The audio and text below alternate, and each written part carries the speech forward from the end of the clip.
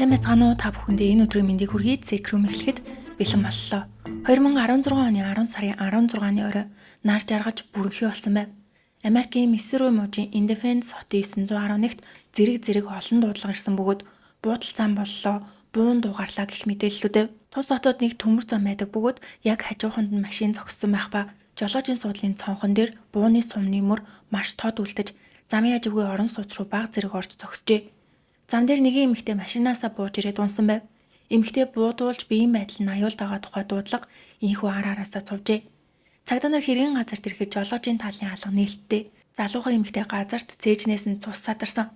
Хажууд нь өсвөр насны охин туслаарай гэж уйлж орилохоос гадна машины цаанаас жоохон хүүхдүүдийн уйлах дуу гарч илаа. Цагдаа нар өсвөр насны охин болон ялах хүүхдүүдийг хэргийн газраас холдуулж өөр нэг цагдаа яаралтай тусламж үзүүлж эхэлжээ. Хүмүүс хэрэгтэн цагаан өнгийн том машинаар хойд чиглэл цугцсан гэж мэдүүлсэн. Бууцсан үнэн нь эрэгтэй жолооч исэн бөгөөд хохирогч эмэгтэй машины урдуур орж замыг нь хаах гэж оролдон зам дээр маргалдчихад гинэт буун дуугарч түүний дараа маш хурдтай цугцсан гин. Харамсалтай нь машины дугаар болон маркийг сайн санаж байгаа хүн нэгч байгаагүй. Хохирогч эмэгтэй ердөө 22 настай 2 хүүхдийн ээж Витни гэх эмэгтэйсэн. Том хүүхэд нь 3 настай, бага нь 8 сар түрээгүй ярьж чадахгүй нь ялах амтан байв. Ингээд Витни хэргийн газар дээр нас оржээ. Тэрнээс 16 настай охин бол Витнигийн дүү юм байна.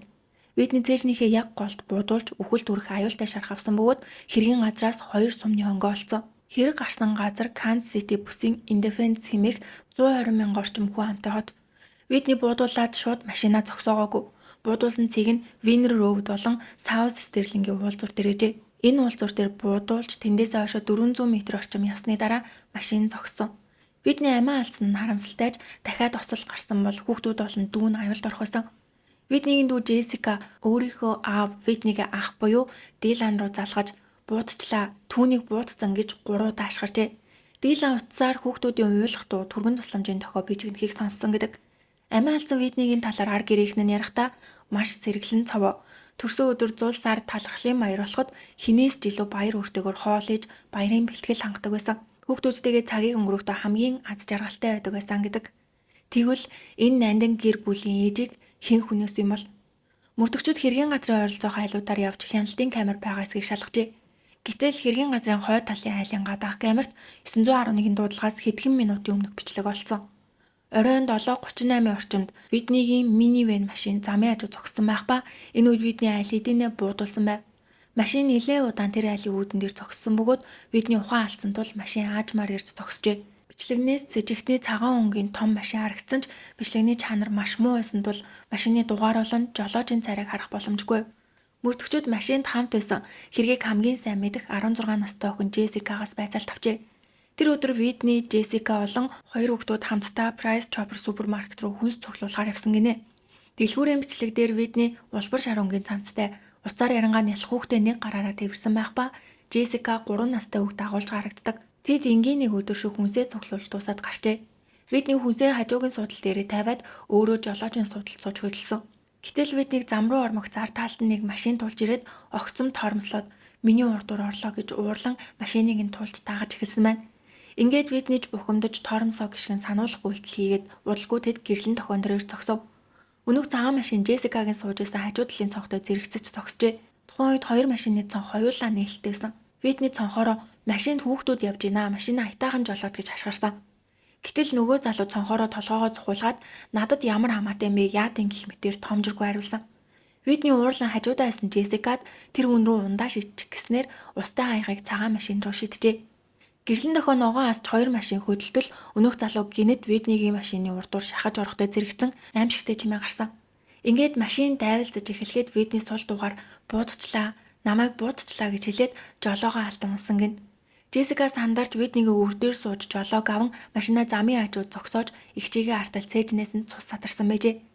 Джессика сэжигтний дүр төрхийг сайн санджив. 20 орчим насны залуухан цагаан арьстай эрэгтэй, туранхай биетэй, цэнхэр нүдтэй. Мөн тэрээр малгай өмссөн байсан бөгөөд бейсболын малгай биш. Федеро эсвэл гольфийн малгайтай төстэй малгай өмссөн байсан гин. Машин нь цагаан өнгийн том джип. Джессика сэжигтний царайг тод харсан ч буу гаргаж ирэхийг нь хараагүй. Витнигийн машиныг шахах үедээ буудсан байх гэж мэдүүлжээ. Мөрдөгчүүд ойролцоох Тако Белл түргэн хоолны газрын камерыг шалгасан ч чанар нь бас л муу. Гэвч уг бичлэгийг тусгай лаборатори руу явуул шинжилүүлснээр цагдаа нар машиныг 2000-аад оны ихэнх үеийн цагаан өнгийн Toyota маркийн машин байна гэж тогтоож энэ талаар олон нийтэд зарласан. Ингээд мөрдөх баг 90 сурвалжлага хүрээгээ тэлж анх Price Chopper дэлгүүрээс хойшоо явсан хяналтын камеруудыг шалгаж исэн бол одоо урагшаа чиглэлийг шалгахаар болов. Дэлгүүрээс урд чиглэлд 3 км орчим зайд Quick Trip хэмээх сүлжээ дэлгүүрээдэг. Цагдаа нар яагаад энэ дэлгүүрийг шалгахаар болсон бэ гэвэл урд нь өөр хэрэгээр тэнд судалгаа хийхэд асар олон хүмүүжлүүлдэг. Хамгийн гол нь хяналтын камерууд нь шинээрээ байсныг санджээ. Тэнд очиход нэг асуудал гарсан нь уг дэлгүүр яг маргааш нь бүр мөсөн хаалгаа барихаар төлөвлөгдсөн байсан. Ингээд яаралтай хяналтын камерын бичлэгийг нь авч амжжээ. Буудал зам болохоос 10 орчим минутын өмнөх бичлэгийг ухрааж хартал чанар нь маш сайн байлаа. Замаар нөгөө цагаан өнгийн Toyota машин ороод ирэв. Аз болоход дэлгүүрийн яг үүдний камер байсан бөгөөд сэжигтэн яг тэнд зам таглан зогсжээ. Машин болон жолооч маш тод харагдчихсан. Жолоочийн судлаас бууж ирсэн цагаан арьстай залуу Джессикагийн тодорхойлж хэлсэнтэй маш төстэй малгай өмссөн байлаа. Залуу дэлгүүр рүү орж хөрөгч рүү очисон ч авчмаар юм байсангүй. Тэгээд дэлгүүрээс гарахдаа камерыг чиглэл алгасан нь түүний царайг маш тод дуранд үлдээжээ. Гэр бүл найз нөхд нь шууд танихаар тод гарсан байв. Уг хэргийн тухай баримтат кинонд өгүүлснээр залуу дэлгүүрийн хаалгыг нийлээд бухимдуу ширүүн онгойлгож гарсан гэдэг.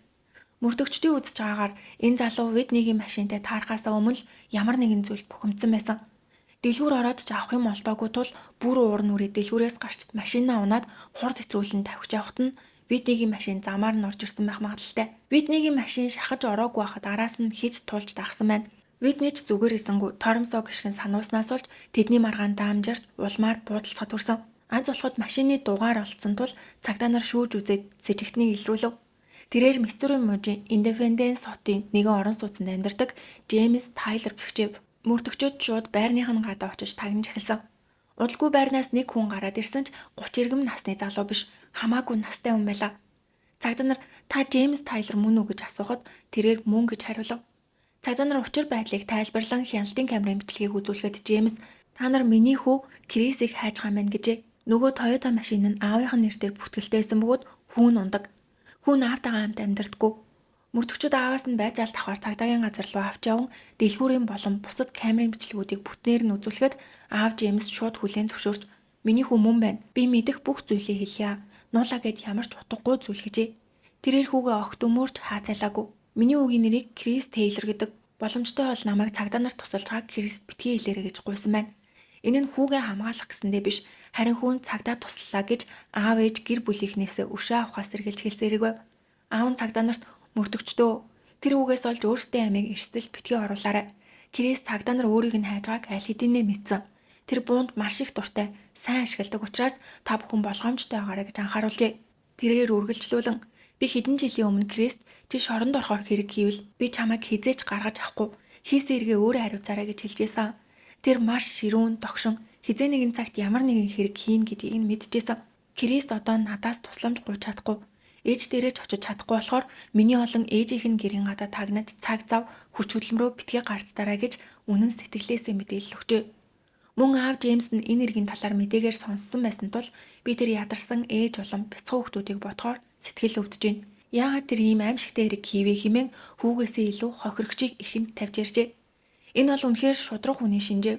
Аавын өгсөн мэдүүлгийн хамгийн сэтгэл хөдлөх хэсэг нь энд суужгаад хүүгийнхээ тухай ингэж ярих нь миний амьдралын хамгийн хүнд үе яана.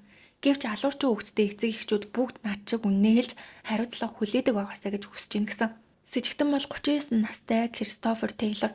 Одоо түүнийг хаана байгааг мэдэх шаардлагатай. Гэтэл цагдаа нар Крисийг машинаа лизингээр авсныг олж мэдсэн. Америкт зээлээр авсан машины барьцааны баталгаа олгож GPS байршил тогтоогч сулгах тохиолдол олон байдаг гинэ. Төлбөрөө төлөхгүй бол машиныг нь хурааж авах шаардлагатай учраас энэ нь хууль бус зүйл биш юм байна. Мөрдөгчд борлуулагч компанитай холбогдож машины байршлыг тогтооход машин өмнөд Такото мужийн Пакс Элдер орчмын 9-р хурдны зам дээр явж ив. Мөрдөгчд шууд өмнөд Такото мужийн цагдаагийн газартай холбогдсон Крисийн байгаа газрыг нарийн тогтоосон. Тэрээр Rapid City хотод байрлах зочид буудалтай. Хэрэг гарсан Миссури мужаас Айова мужийг даван өмнөд Такото руу нийлэн олзгогджээ. Уг зочид буудал нь усан парктай нийлэн алдартай буудал юм байна. Өмнөд Такотогийн цагдаа нар тусгай тасгийнхныг бэлэн байдалд оруулж мэрэгэн буудагч Крисийн байрлаж исэн өрөөний цонх руу буугаа чиглүүлэн бэлдэв.